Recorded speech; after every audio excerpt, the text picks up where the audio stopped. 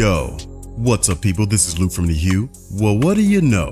Looks like we finally getting that sequel we've been clamoring for ever since we all ran through Iki Island a couple years back.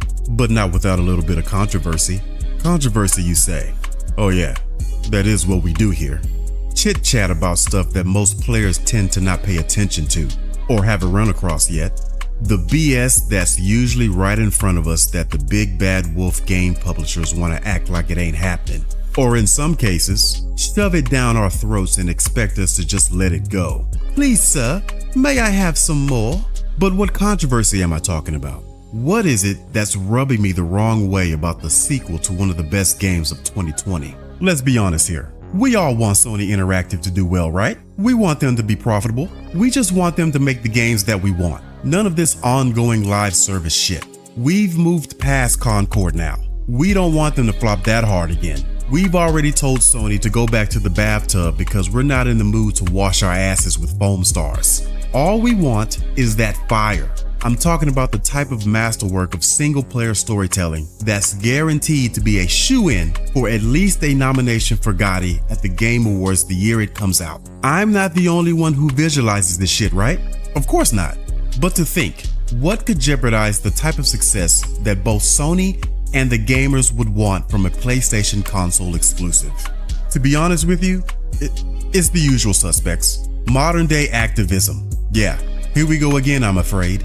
The people who have the least amount of involvement in the real development of these games tend to speak the loudest. And for no goddamn reason at that, because whether if they know it or you know it, it's harmful. Harmful to the success of the game. See, you have to think about this shit on a psychological level, especially with the type of climate that we're in now, if you consider what's going on in the entertainment industry. You all know what I'm talking about. People will reject anything that smells like it has even a hint of wokeism in it. It's not good for the product, and it's not good for the studios behind it that produced it. The studios that we trust, who spent years building up their credibility and quality. Here's the added problem. It doesn't help when these credible studios choose to include someone into their products who then start running their fucking mouths about the very thing that's ruining the entertainment industry that most of us don't want associated with video games. And when that happens, gamers start to tune out. Videos after videos start to pop up on your YouTube recommended pages saying, hey, this woke person you don't like? They're involved with your game. Now, I'm not trying to influence your decision in any way. I just wanted to let you know. Players will then lose interest. They start to boycott the game. Mind you, they haven't played it yet, haven't even seen a gameplay trailer. But it's more than enough for adolescent gamers to say, well, I'm not buying this game now. Damage done. Damn shame for a game you were hyped about before the wrong person said the wrong thing. Case in point, the main protagonist for Ghost of Tsushima's sequel, Ghost of Yotei, is a female character named Atsu. Now, we don't have a problem with female leads, now do we? Of course not. However, this character is voiced by the topic of discussion today, Erika Ishii.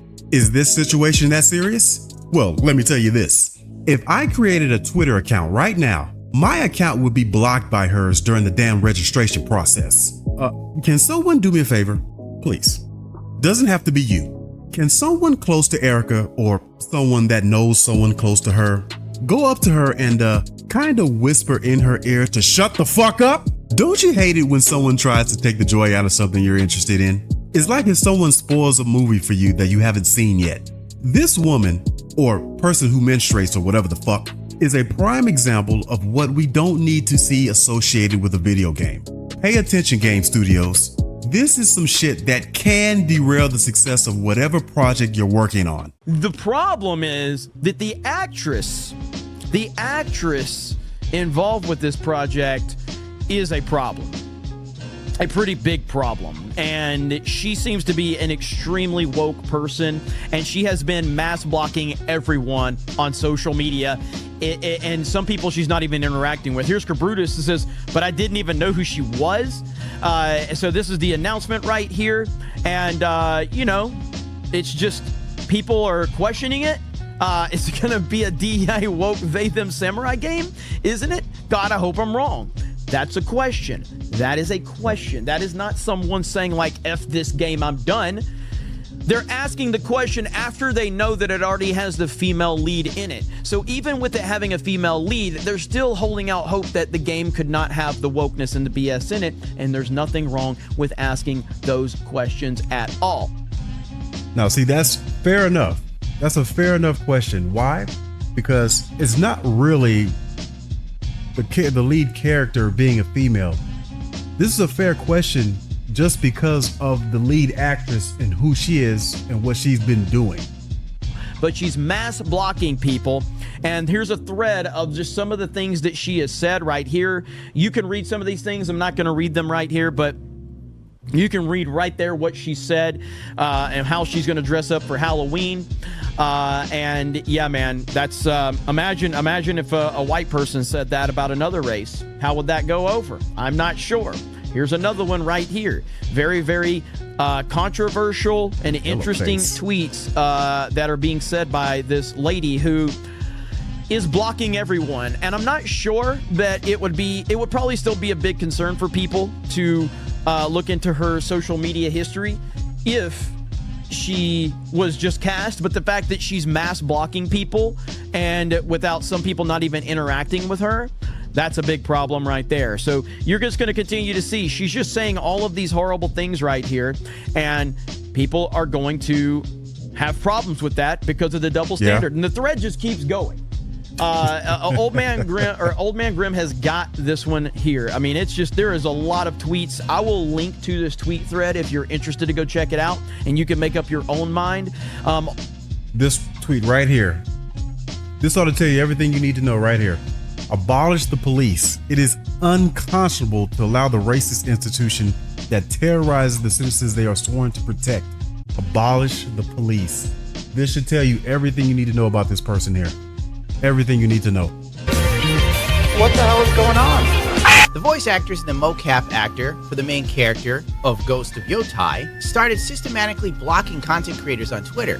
People who clearly wouldn't fit her echo chamber. Some adults are in a constant state of arrested development, and even seeing an opinion that they disagree with on their timeline is now what we call trauma. I have yet to be blocked, but after this video goes live, I am sure I'll be on her shit list. Gone forever.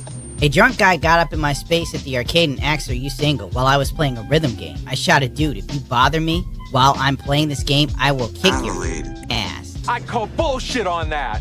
And my girlfriend and a femme fatale walked up to flank me.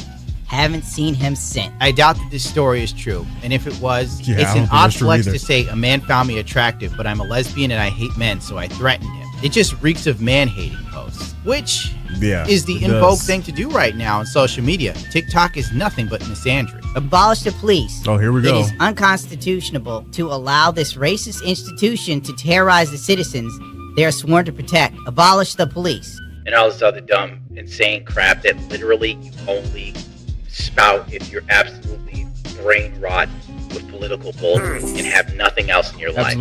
Absolutely. She'll be the first one to cry for the police as soon as somebody's breaking into her house or if she actually gets assaulted in real life. The first one to sit there and call for the police, but she's over here talking about abolish the police. Man, get out of here with that. Sucker Punch did hire former Sweet Baby Inc. employee, according to the Dark Place. Hiring activists for a game that has a history which doesn't connect with the gaming community is a big red flag. It's not enough to put me away from the game yet, but it is a red flag regardless. I hope it's the only one. This tweet right here by this person thumbs up what I am worried about with this game. Because if you're going to include somebody who has a history of saying these types of things and is known to be a activist, a political activist, it's not good for the game. It's not good for Sony. And what this is going to do, the more and more people are aware of this, it will affect the success of the game. As diehard of a PlayStation fan that I am, somebody like this might make me not want to buy the damn game. And I understand that in these times that the gaming industry wants to be more inclusive, right? Doing that though runs the risk of including people who should have stayed the fuck out. Imagine if the voice actors for Stellar Blade went on an internet tirade like this. The South Korean developers, they ain't stupid, but imagine if that shit happened. You remember that hard R situation? Which was silly in my opinion. The amount of fuss that got for no damn reason? That's what happens when people who love to be offended on behalf of other people get involved. Maybe all the hubbub might spur some dumb journalist review articles. Worst case scenario, they persuade the developers somehow to change the game in some way. Ain't that a bitch? Players these days will absolutely not buy a game just to spite someone like this. And you know it. And PlayStation doesn't need this. If you need another reminder of how fickle gamers can be, go ask Naughty Dog how well it went with Abby in The Last of Us Part 2. Oh boy, Caitlin Dever? Such a pretty girl. It would be a shame for her to deal with what's coming. I would stay off social media for a while if I were her. So I'm gonna say this again. Erica, shut up. You're the lead character in our game. Whoop-de-fucking-do. Here's the thing. We don't need to know about you. We don't need to hear what you have to say. Matter of fact, we don't need to know anything about any voice actor's personal life. For the most part, we don't give a shit. Hell, for a lot of people, it took damn near 20 years for us to realize who did the voice for Solid Snake.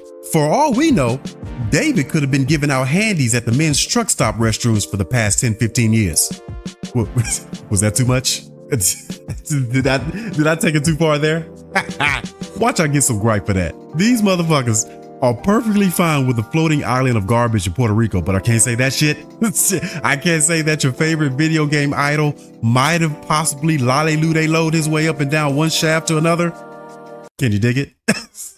Shit, man, get the fuck out of here. The point I'm trying to make is, we don't care about your social justice crusades, voice actors. You can stay behind the scenes, be credited for your participation, and then do whatever your little heart desires. It's just that we don't care what you have to say. We just care about the game. And we don't need you or any one of you social justice warriors to fuck it all up for the rest of us. Appreciate you for watching the video. Make sure to like and subscribe. And as always, this is Lou from the U. Until next time.